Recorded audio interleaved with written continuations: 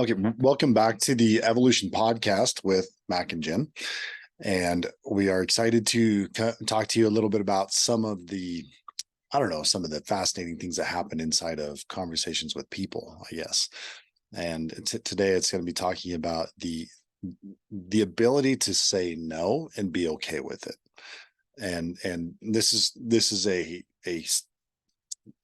really it's a skill, it's an event, it's something that you got to figure out. Every relationship is different. There's the challenge of the emotions that you experience while you're doing, like when you say no, of what are other people going to think, honoring yourself, like how does this all play out. And typically what we see with our clients and what we've probably experienced for ourselves in the past is when we want to tell someone no, we figure out how to go to war to say no, rather than just be like, no, that doesn't sound like I want something I want to do, or no, that's not a good idea. Instead it's like, well, you can't do that because blah, blah, blah. And it's like this defense that comes out like you're ready to go to battle, when it's like, why didn't you just say no? Like someone says, hey, can you stop and pick up my dry cleaning, like whatever. It's just like, no, like that's not in my, not like, not, when I think about it, it doesn't, like, that's putting in more pressure than I want to put on myself. Not today. Well, why not? But because what our mind does is it tells a story. If I tell them no, then I'm going to have to battle, because they're going to be like, well, why not? You're already on the way, blah, blah, blah, this, that. And it's just like, well, the reason is because like, it's more than I want to handle right now. Like, why are you creating this? Right. Like, I'm being calm and content inside of it, instead of, before you even say no, you have the conversation in your mind that says, well, if I say no, then it's going to be this, and it's going to be this. And it's all stories, because you don't know for a fact what's going to happen. And when you have those stories, then, it's like one thing to the next, and now you're expecting it, and it just builds and builds and continues. Right. So what's your favorite example? The first thing I think about when you're talking is when you say no, if you're expecting there to be a battle, I believe like there will be a battle. Um, I used to have a big problem saying no to people, and when I say no to when I wouldn't say no to people, I think that's during a time in my life when I feel like my energy was just always like super drained, because I was just giving, giving, giving without like honoring myself and my own feelings. And so most the biggest example for me, and the thing that stands out the most was when my son was like, this was like 3 years ago maybe, when I became a single mom and like bedtime started to feel rough for me. And that was like saying no to him at bedtime was like the first time I really feel like I stepped into this version of myself that honored me and my feelings more than I cared about, not more than I cared about him, but just like I was honoring me first by saying no at bedtime. You want me to explain more? Did that Um, even make sense at all? yeah, I mean, to me it does, because we know how to do it. I don't know if everybody else understands it, but it's, to go into a little more depth, it's very hard as a mother to be like, well, am I doing this right? The stories you get in the mind, well, I don't want to make them unhappy, I want my kids to like me, I want my kids to love me, I want to know that I want them to know that I love them. And when you begin to take their sucker away, like, and they get all crazy, it's like, oh, something's wrong. And it's like, no, nothing's wrong, everything's right. We're just changing behaviors, and that comes with a disruption, and the disruption is necessary for the conclusion of, this is a better way. It's Right. like I no longer sacrifice my own sanity to make you happy. I now honor my feelings, whether or not you like it or whether or not it triggers you really has nothing to do with me. Like I now honor myself. Yeah. And it's hard at first, because when to honor yourself, it's hard at first because most people don't recognize or understand it, and they feel all of a sudden like you're taking away from them, or they feel like, or you may feel like you're being selfish. It's like in the very beginning, because it's just not normal behavior for you to honor yourself, um, and say no to other people when they're requesting things of you. But the more that you do it, the more it becomes normal, and then people um don't react as much anymore. So the more you do it, the more it becomes normal. Like for me, for the bedtime thing, it was like every single night, every single night he wanted me to like tuck him in, read him a book, get him food, get him water, like lay with him, tickle his back, do all these things. And bedtime was taking like hours.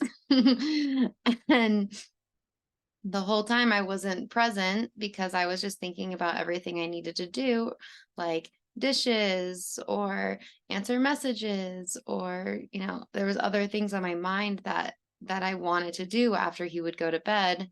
But since he wasn't going to bed ever, it was hard.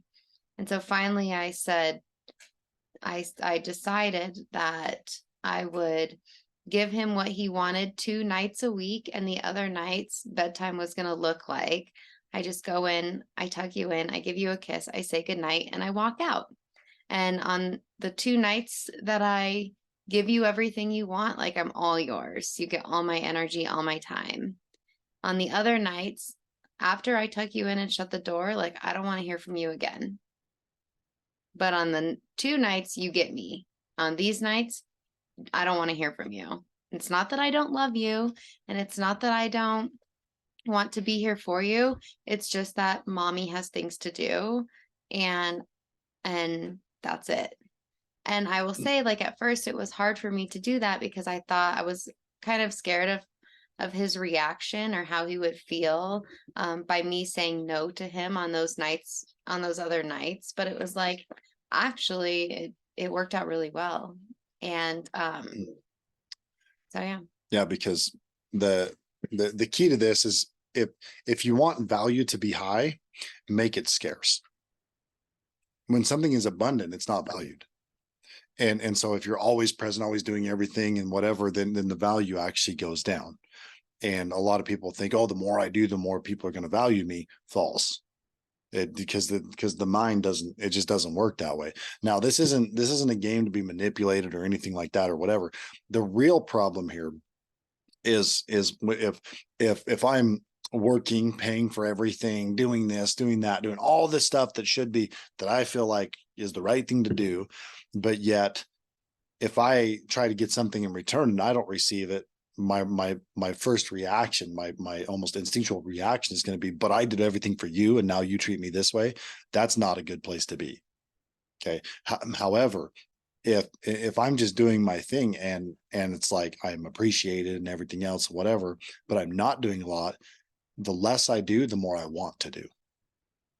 So sometimes saying no is the space to be like, it's just like with your son, if you say, hey, we're not going to do it 5 nights a week, it's too much. Like it doesn't serve anybody. This is going to be a problem. And then all of a sudden you cut it back to 2 nights. It gives you the space to kind of almost miss it. Right. And then you value it more. He values it more. And it becomes this beautiful thing with the ability to say no. But the transition to go from wherever you're at right now, and this is not a once in a while problem. This is a daily problem for everybody I've ever worked with, myself included. There's always some level of the ability to say no, whether it's no to a meeting, whether it's no to the next deal, no to a person, no to the something. Like there's always this boundary. The ability to say no gives you the opportunity to say yes. And if you don't say no, you never get the opportunity to say yes. Pretty soon you're doing things that you feel responsible for, and you begin to feel like if you say no, you are going to be in a battle. Hard part, when you realize it and you're like, no, I'm done for today. I'm done. If somebody asks me for something, I'm just going to say no. And then someone's like, I really need this. And you're like, oh, if I tell them no, it's just going to cause more of a headache, blah, blah, blah, blah, blah, blah. That's like the universe testing you. Oh, really? You really think you're going to pull this off? Watch this. Put something important like 911, like now you need to go. You can't say no. It's like, you know what? You'd be better off saying, no, I need to take a break. Just stop. Like the world's not going to end tomorrow. No. And when they come back at you, right, when they get defensive, why you're being mean, blah, blah, blah, like a kid would normally typically be like, why aren't you doing this? You don't love me. It's like, ooh, just having your own personal certainty to be like, it's not me.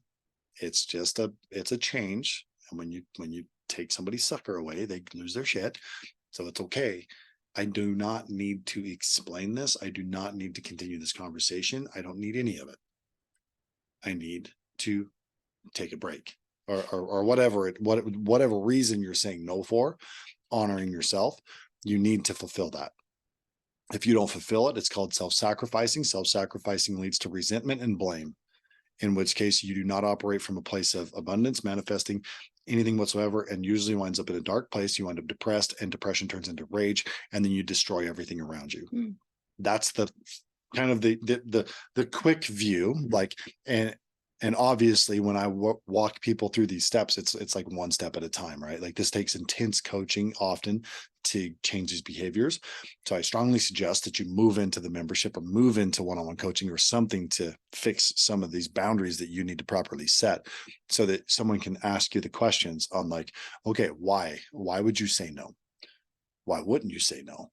What would draw you back in? Let me just ask this. Okay, well, is this true? If you say no to your son, he's going to hate me. If she were to tell me that, I was like, okay.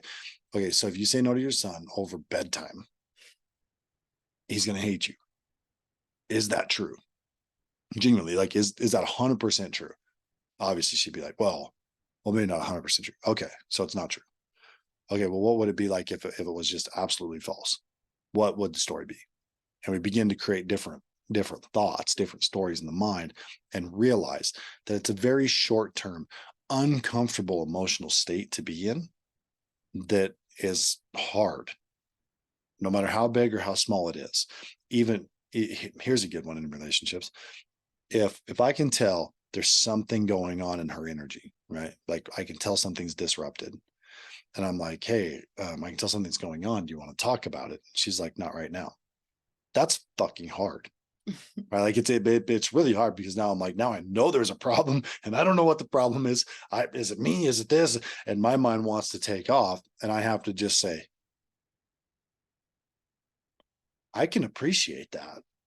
Right? Because there's times when I'm still trying to process maybe something going on in my mind, right?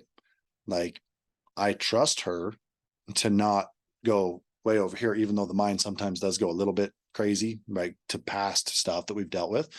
But it's like, no, like I don't need to worry about this. Like she's at my level when it comes to being able to process what's going on in our mind versus how it leaves our mouth, how we feel about it in our heart, and we can get clear.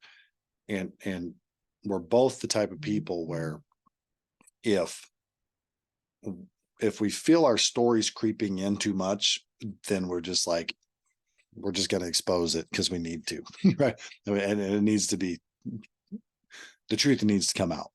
So as long as the truth comes out, we're good, 100%. Most people don't operate in that space. So you need somebody that can actually hold the standard of the truth like us to have those conversations with, to be able to say, hey, is this true? And not try and get it from this person that doesn't even understand what's going on inside them. So if it's in a relationship, well, I don't want to talk about it. Well, now you said it. Now I need to know what the fuck. And I've seen people destroy their relationships over that. And it's like, dude, like what she's not talking to you about is like, she knows she's triggered. She knows that she's being a bitch. And she's just trying to walk away from the conversation because she's like, I'm not in the right state. But if we continue this conversation, I'm just going to continue to attack. So let's not talk about it. Let me get away from this. And she's trying to protect the relationship. And then because she won't tell you that that's what she's thinking, because her ego is still attached to the outcome. And she doesn't want to be like, oh, it's my fault. My mind is completely fucking this right now. But egotistically, she doesn't want to admit that fault. But yet she's trying to admit it by saying, let's stop, let's get away from it. And then you're like, what? And you pile in. And now she has a reason to actually be fucking pissed. Your fault for your lack of emotional integrity to hold space. Right now. So that right there is the, like, if there is a skill to saying no, it's the skill of having enough certainty and emotional integrity to just allow yourself to sit inside that uncomfortableness, to not let stories get created, and go be yourself. But you can't be yourself if you don't know how to say no. Right. So if she's like, if she were to, if I could, let's say I could tell something was going on, even if I'm pretty sure it's my fault. And let's just say that. And I'm trying to, and let's say it's completely irrational, or at least in my mind it is, because it's just, it's all about me. And I have the ability to be like, it just is what it is. Like, there's nothing I can do in this moment because things are triggered. I understand that. I have the emotional integrity. I've got the ability to hold space, even if I'm in my shit and she's in her shit, it doesn't matter. And I sit there. My number one focus now for me becomes not how do I fix this? It becomes, what do I need to do for me, not for her. Like, my mind is trying to tell me stories. I need to go back into certainty. I need to know that I am being who I am 100%. What did I miss, or what do I need to do? And it could be, I might need to go do something fun and unplug. Even though she's over here, she might even throw it in my face later. Oh yeah, we had this thing and then you just left and did whatever. I'm like, I don't care. Like, my energy at that point becomes more important than anything that happens over here. And so if I'm taking care of myself, getting myself clear and squared away and everything else, that actually gives her the certainty that I am clear. So she knows that once whatever needs to be talked about, or if she wants to bring it up or whatever, then I'm not going to be in the space of stewing over it and then ready to fight and everything else. It's like, no, there was just nothing. Like, it was at a point where it just is what it is. And there's nothing else to worry about. Like, me putting pressure on it has no benefit. And so how can I open the most space when the time comes? Get my energy as high as possible. If that means I go golf, I go snowmobile, I just go knock a job out, work really hard, do something physical, a workout, whatever. I'm just trying to raise my energy to keep myself up squared, right? And there is this dynamic that I cannot explain in this, 20, 30 minutes right here that will explain it. But the next time you feel pressured to do something, you ask yourself, do I really want to do this? Or can I say no? And then if you say no, can you handle that emotional pull that is coming, probably, when they're like, well, why not? Why couldn't you do this? Can you handle it? To be like, because it's like not healthy for me right now in this moment. And then everything they say after that is just like, it doesn't matter. It's okay. I understand I just took their sucker away. They're going to throw a baby fit for a second, and then they're going to take a nap. Everything's going to be good. So I've been talking for a minute. What do you want to add some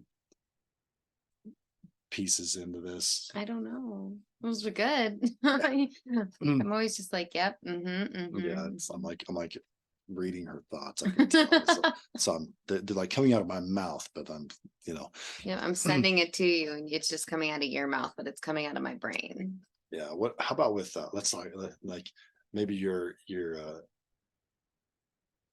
outside of kids, right? Because for a mom, that's probably going to be number one challenge to look at the, like, your kids are older now. There's things you now have to say no to, weaning them, right? Like that's like a forever challenge, right? So that's definitely kind of the conversation that you're having, and especially as a single mom, right? Like there's things I come into and I'm like, okay, we're gonna change this, we're gonna like, nope, we're doing this, like, we're gonna build a man here, let's just do, so it definitely helps a lot when you have a masculine guy in that picture to help with raising kids. But as a mom, you have to remember, like, you have to put yourself first. Mhm. And if you can't say, no, it's most important that I am whole so that my energy is good to the kids, and you create that scarcity that then creates that desire from both sides, where it becomes a valuable and intentionable time. That is such a precious thing, but it is a challenge where you literally have to stop and say, my kid just went from here to here, they have grown, I need to take them to the next step, which means a new boundary, a new education, and saying no and Mhm. yes to different things. And if you're not properly doing this, you also don't have the ability to praise them, and they need praise, right? So if you're constantly giving, and you feel drained and you can't praise them, or you're looking at everything they do as like, fuck, you did that again, like, Jesus, like, can't you quit making messes? Can't you, like, again, boys are boys. Moms, you're never going to understand why boys do dumb shit. Like, you're just not, but you still need to find a way to praise them, even if it's like, oh, that's such a boy thing to do, like, and you just give them a smile, like, okay, but let's do it this way, right? And giving them space to fuck up, right? It's an important piece of it. But then creating these momentary opportunities of successes where, hey, good job, and then 2 seconds later they fuck something up, and it's like, okay, let's create another win so I can praise them again. The focus should be, how do I positively praise them for doing the things I want them to do, not constantly attacking them for being kids, right? But if you're self-sacrificed, you will attack them. If you say no, keep your energy right, you don't need to, because you're content and you value the beauty of the chaos of children.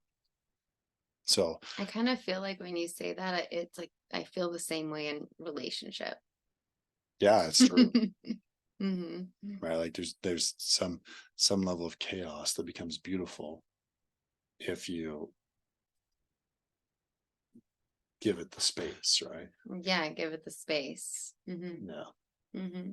that makes a lot of, yeah. I agree with that. There's because there's some things that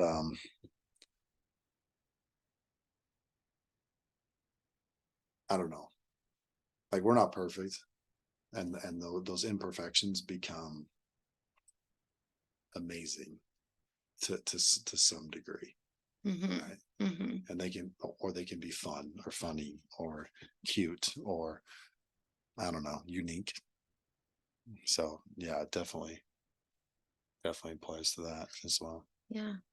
Yeah. It's like letting go of the judgment and just allowing things to happen. Yeah. Right. Is there anyone that, like, something that I do that in the past you would have been like fucking pissed, but now it's like I just like it? Anything that you do or in the past, I would be pissed. Yeah, like something that is like a behavior, or just comes out sometimes. It was like, typically, probably in the past would have been like, this bullshit. In the past Jen, I mean, the first thing that comes to mind is like you're driving, Mm, yeah, but yeah. I can see that. So I can drive like a maniac. Yeah. Hmm. Yeah, and sometimes when you are driving, you seem angry. Mhm. And past Jen would have probably taken it personal. Or like tried to solve it, fix it, or just hated it. Hmm. Thought like I wanted to, because you'd be angry. You're angry when you're driving. When you're not really angry, I think it's fun for you though too. A little bit. Like, but it is aggression. Hmm. Where in the before, I would have maybe taken it personal and then thought it was like my responsibility to like make you happy. So while we're driving, I would have been trying to like Calm me down. calm you down or like make you less angry or be like, just I would be upset because you were driving the way you were driving, because I would think that that driving was causing you discomfort and pain. So I'd be like upset about the way you're driving, like stop driving like that, like, trying to protect you. Draining your energy while doing it. But it would have looked like, me, I don't know, criticizing the way you're doing it or judging your, just whatever. When you're anger, when you're driving, like the way you react really has nothing to do with me, or in the past I would have thought it did. Does that make sense? Yeah. So now when he's driving, if I sense any anger or frustration with the drivers on the road, I don't take it personal. I just like let it be, let it go. And and sometimes I do, like, I think I might ask you, or like, is there anything I can do for you? Or like, is it, is it me? Like, and you're like, I'm like, what? and you, yeah, and you say no, like, no, like sometimes I need a little reminder or a little bit of certainty, like, no, it's like, it has nothing to do with me, like it's not my responsibility to fix it, like just do it, like whatever. And that way then I can just really just like let it go without it stewing in my head, like thinking there's something I need to do or don't do or say something or react a certain way. And so but your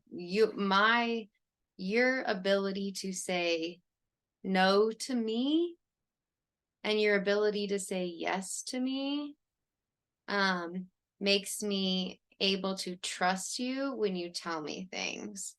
So if you tell me no, it's not you, like there's nothing you can do, and I'm not upset, it's just, it has nothing to do with you, Jen, basically. I trust that. Mhm. And then I'm able to just let it go because I'm like, okay, he said it's not me. I don't need to do anything. He still loves me. Like, okay, we're good. Whereas before I would have been fighting with you for that like validation, you know? And so, but I think a lot of that does come from your ability to tell me the truth. Yeah, and that's ultimately the no, right? Mhm. Is telling the truth. Yeah, because like he'll even say things like, well, when let's just say like it's a massage, you want to give me a massage. A lot of times in my mind, if you want to do something like that for me, I automatically start thinking like he doesn't want to be doing this, or he has maybe better things to do, or he's, things go in my, would in the past go in my mind. Like now I need to do something back, Reciprocate. like it would Yeah. just be like, I wouldn't be able to just receive it as if like, no, he actually wants to do this and he doesn't want anything back, right? He just wants to.